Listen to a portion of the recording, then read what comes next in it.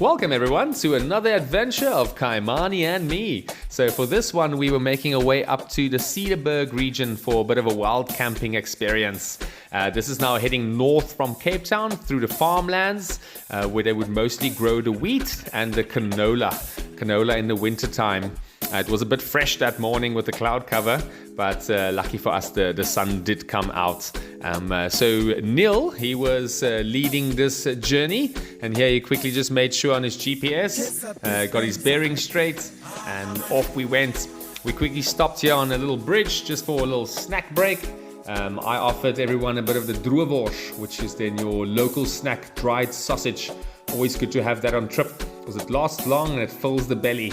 And then we actually headed over to a proper lunch. So that is then the roosterkoek, the traditional bread made on the fire with apricot jam and cheese and a good old coffee.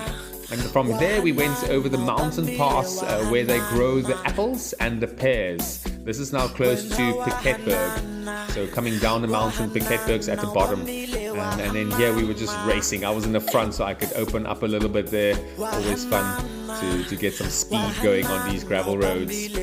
Then we turned to the Pikenieskloof Pass. This is then the old pass road next to the main one, a nice gravel route. And here we turned off from the Olifantsrivier road connecting Citrusdal to Klein Willem. Had a quick little break, and as we entered the Cedarburg Valley, Lance wanted to take a quick photo. There's Lance coming in. So we stopped at the Cedarburg Oasis for like an early dinner. Because we were doing the wild camping, so we want to have a full belly heading over. There's Karin. You can see here's the accommodation they offer, A-frame tents. That's Michelle. She runs the accommodation and also the restaurants. So we had something to eat, something to drink, and then we made our way to the camping site. So this is now coming through the Cedarburg Valley. We quickly stopped because Lance, his tire pressure was a bit wonky. So he quickly wanted to just adjust his tires. And then we headed up over the pass where we were wild camping. You can see there's everybody coming up. Karim's coming up here as well, and there's Lance. A good mix of riders, a good mix of motorcycles, and yeah, look at that beautiful view coming up to the top here. Ah, so special.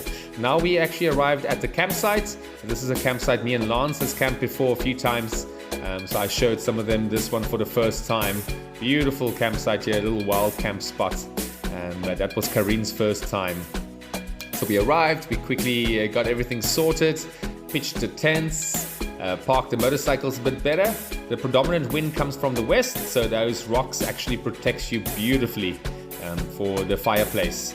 So there we got a little bit of the wild firewood, and then Murray started packing up the fire. We threw the drinks, and you know, the rest is history.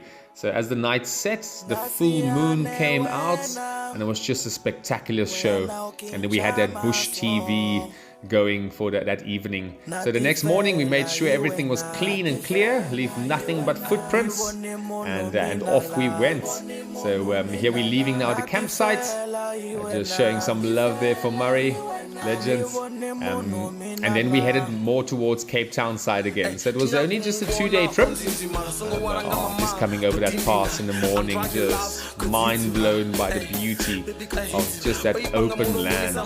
It really is a special area for us locals.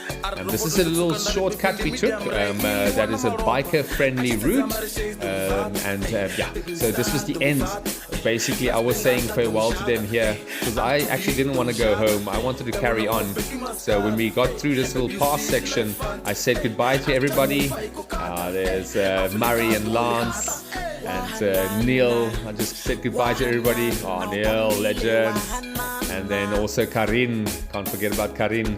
What a trooper, like riding with the boys.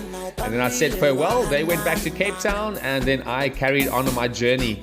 So here I'm coming down that same Pikenieskloof Pass, just coming from the top now, heading down.